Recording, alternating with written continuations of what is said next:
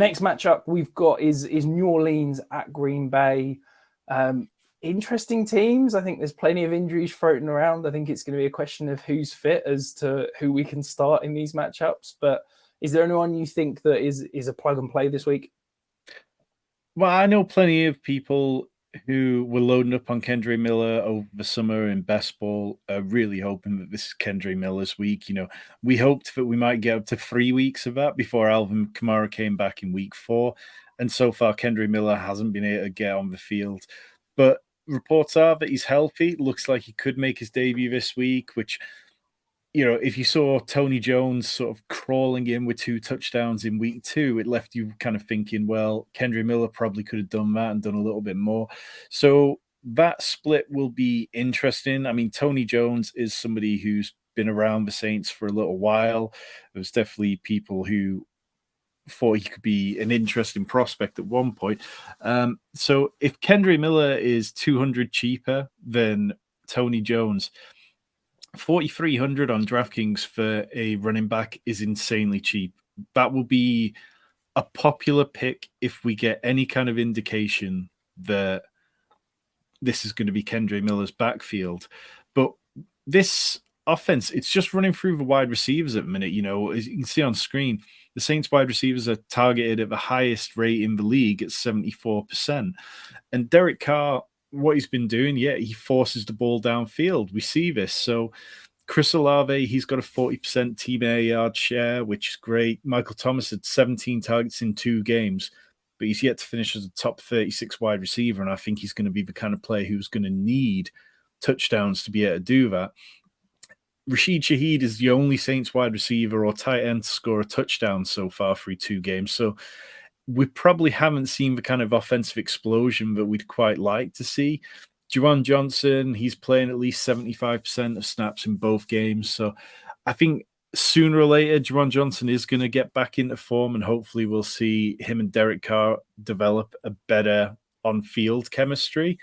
So on the Saints side, I'd be playing Kendra Miller. I'd be playing Michael Thomas at a push, and obviously you're playing Olave. I think Rashid Shaheed is very much dependent on what your roster is like and wherever you need to. On the Packers side of the ball, A.J. Dillon just isn't a good running back. We've seen enough now. For years, it was always, A.J. Dillon just needs opportunity. Aaron Jones to be out of the way. And all we've ever seen from A.J. Dillon is the occasional touchdown games and slightly better performances in cold weather games in Green Bay in like December. And the rest of the time, it's just not an awful lot. Like last week, he had 1 target and 1 catch when he had all the opportunity share to himself. Over the last 2 games, he's had 31 touches for 99 yards. Like last week, he had 16 touches and finished with 7 points. Like that is abysmal. So I've been done with A.J. Dillon for a while, but I would just implore everybody to also be done with A.J. Dillon. Your boy Jaden Reed, 32% target share last week, 19 points. Are you going straight back to the well? Do you think that's sustainable for him? I think it's concerning. He had a 44% targets per route run rate. I think you can see that the Packers want to get the ball in his hands. I'd be concerned that you're sort of kind of chasing after points, because I think we saw the 2 touchdowns last week, and I feel like he's not going to do that every week. And I think that he's probably one that I wouldn't be playing for DFS. In deeper dynasty leagues, in redraft, I'm fine starting him. But I just think at that price, he's gone up a little bit over the last couple of weeks. And I think that he's probably touchdown reliant in order to pay back on that price, because I don't think he's going to see the kind of 8-9 targets that he would need to kind of pay that off.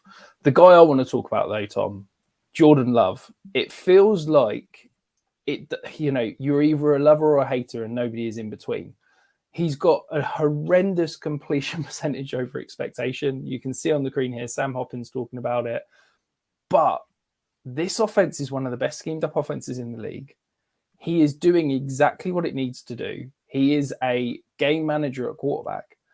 And I feel like we're treating Jordan Love like he's a 4th-year starter.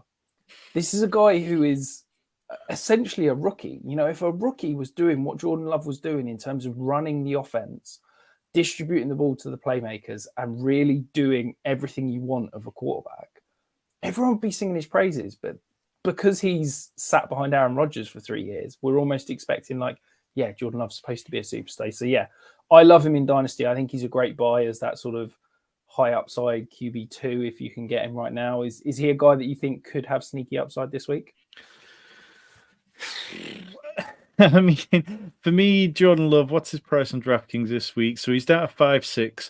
So really, you're kind of hoping for that 18, 19 point game from a quarterback in that range, because you need enough leverage to really make it work for your lineup. If you're playing a quarterback in that range, they absolutely have to be helping you open up enough elsewhere in your lineup that you can combat Lamar Jackson going for 35 or Josh Allen going for 35. So I really struggle to play guys like Jordan Love in general. And when you look at what Jordan Love's done so far, he had 245 passing yards in week 1 and then 151 passing yards week 2. What's kept him alive a lot for fantasy has been he scored 3 touchdowns in each of them. So he's had 23 PPR points and then 20.3 PPR points last week. It's like he's a fringe startable player in DFS at that rate. But it kind of comes back to what do you think of the New Orleans defense? And, you know, they've been very good against wide receivers. They've given up very few points to them. They've been less good against players from the slots. And they've allowed only 5.2 yards per pass attempt, which is the 4th best.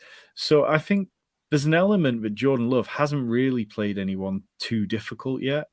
And the Saints might be a more tricky defense in some ways and could possibly put him in a bit of a spin. So even in Green Bay, it's slightly more interesting because that's an area where he's going to be more familiar with and going into the Saints stadium. But for me, I think there's just more upside to be had elsewhere this week.